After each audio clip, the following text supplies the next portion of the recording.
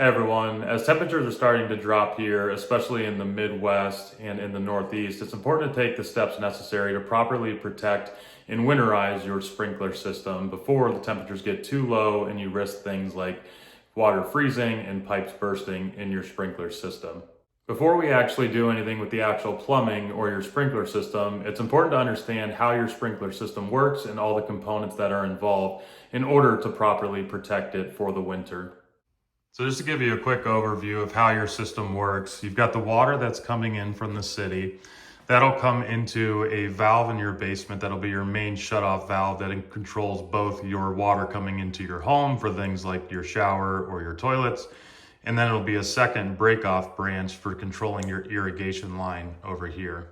After the water comes through the irrigation line, it's going to go through a backflow preventer, which is typically just outside your house.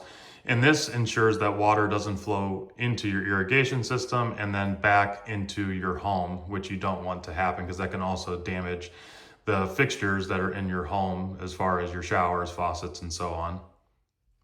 Then once the water gets through the backflow preventer, it's going to go into your valve manifold. This is typically a box that's in your yard, has a green cover to it. And inside of there are the valves that control each one of your different sprinkler zones. So they don't run all at the same time. They're typically one zone at a time.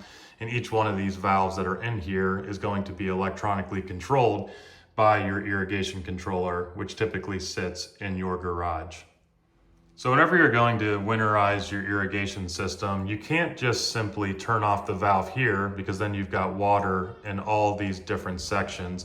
And if you live somewhere where it gets cold, the water in these sections could freeze, causing the pipes to burst and causing significant amount of damage that would be very costly for you to fix. So in this video, I'm going to take you through a number of steps to systematically drain the water from all of these different lines that are in your sprinkler system to make sure that it's properly protected.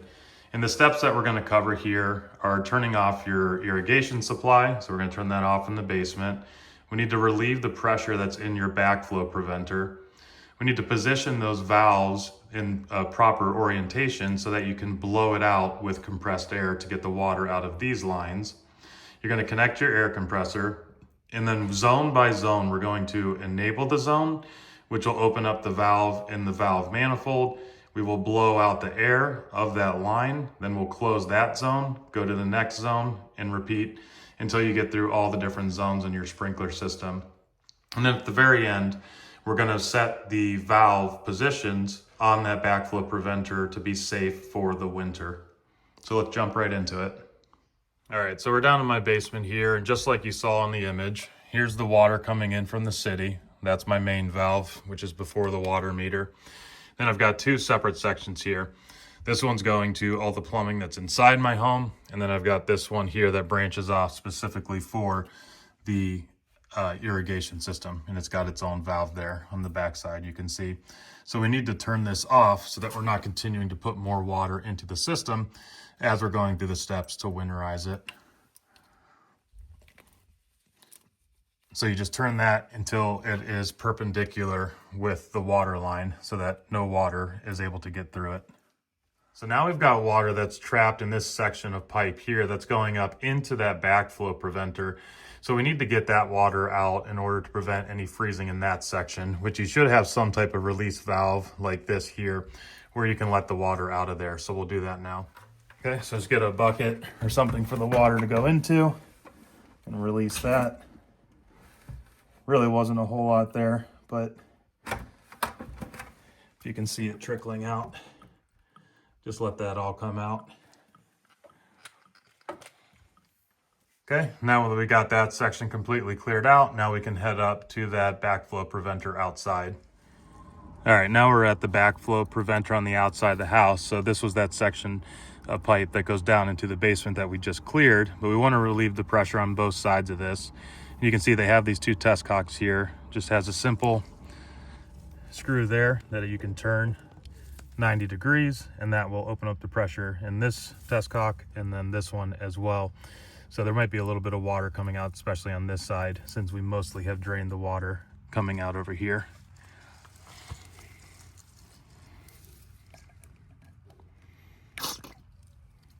Okay, you can hear that release.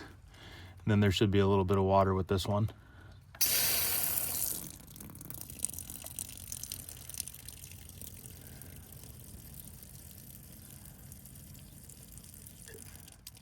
Okay.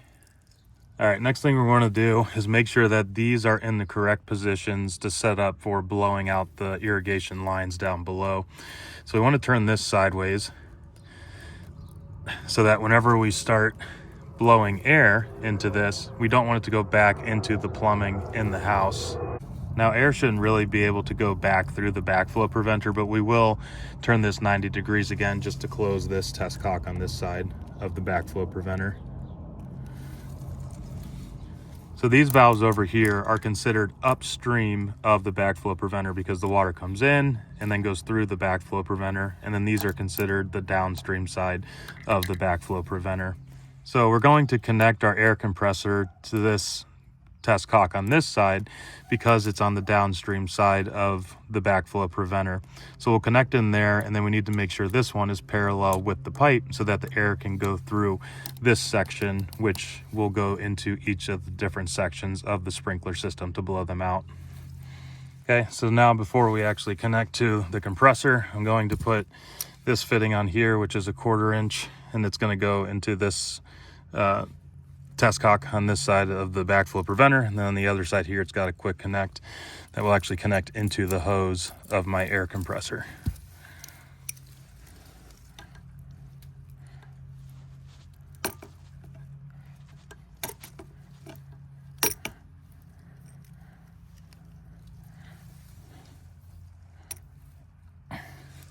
If you don't already have one of these that can connect into the test cock and then have the quick connect on the other side for your air compressor, I'll link to one of these up top that you can use for this, so check out the link up here. I'm going to give this a little bit more of a tighten though, just to make sure it's not letting out air.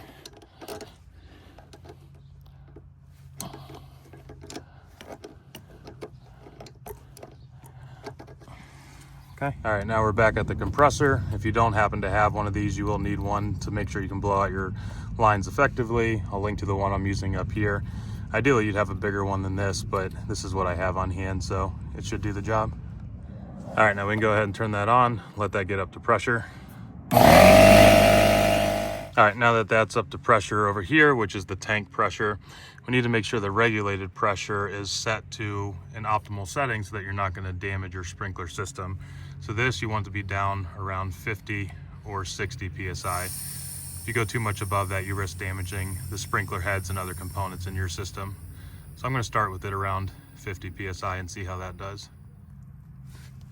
Now, before you actually connect the hose into that quick connect in order to start blowing out the air, blowing out the water, especially if you don't have a trigger on yours and it's just going to automatically start blowing air, you need to make sure that one of those irrigation zones is turned on. Otherwise, you're going to be putting pressure into a system that has no release, which again can cause damage to the different components in your sprinkler system. So we'll go back to the controller and manually turn on one of these zones.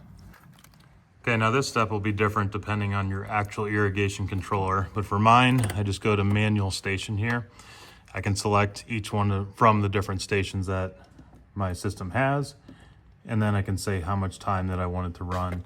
So I want to give myself enough time so that I can blow out the lines before it's going to close the system, in which case once it closes the system, then you're at risk of damaging it from blowing pressure through a closed system. So I'm going to go ahead and set mine to 5 minutes, and then I just press and hold this button, and now you can see that it started, so I can go ahead and start blowing the air out. Okay, now at this point you can go ahead and hook up your air compressor hose to your actual irrigation system, and then you'll go ahead and run that now that you have one of your zones open.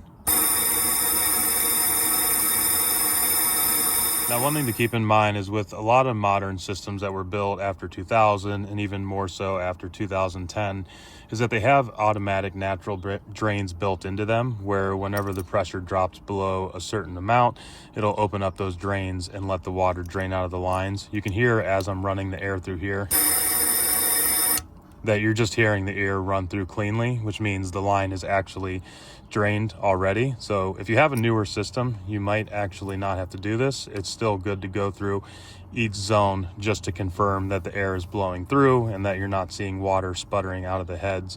But if you do have an older system, what you would see is the head sputter up, water coming out, eventually turning to a mist and then to a fog. And then once that happens, then you really know that your water has been drained out of your lines.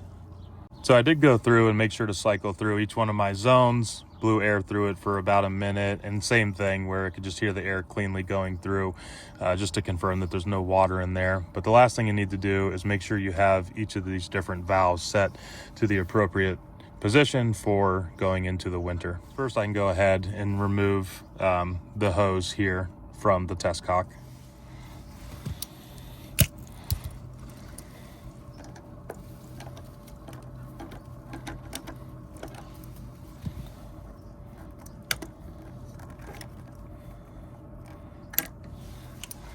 Now for my backflow preventer, because it is actually connected with PVC, I can just take these different couplings off here on each side, and this whole thing will pop off and I can take it inside with me. And then I'm just gonna throw plastic bags over each of these to make sure bugs or other debris or water doesn't get into those. But if you don't have that option because yours is copper or another connection that you can't easily take off, what you need to do is to turn each one of these to a 45 degree so that any water that might be trapped in the ball valve or that might happen to get in there throughout the winter time, that water can escape without freezing and causing issues with these different valves. So I'm going to do it to both of these. And then I'm also going to do it to the little screws there on the test cocks. Those will get turned to 45 degrees.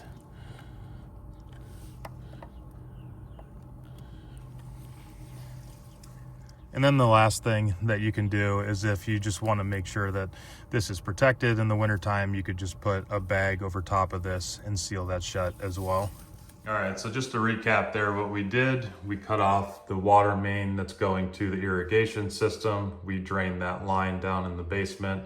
We released the pressure in that backflow preventer, and then we connect our air compressor to it and went through each one of these irrigation zones one by one to blow the air out, ensure that there's no water trapped in those lines. We did that using the irrigation controller. And then just to set it for the winter time, we put those valves at 45 degrees to make sure any water that is still in the system has somewhere to escape.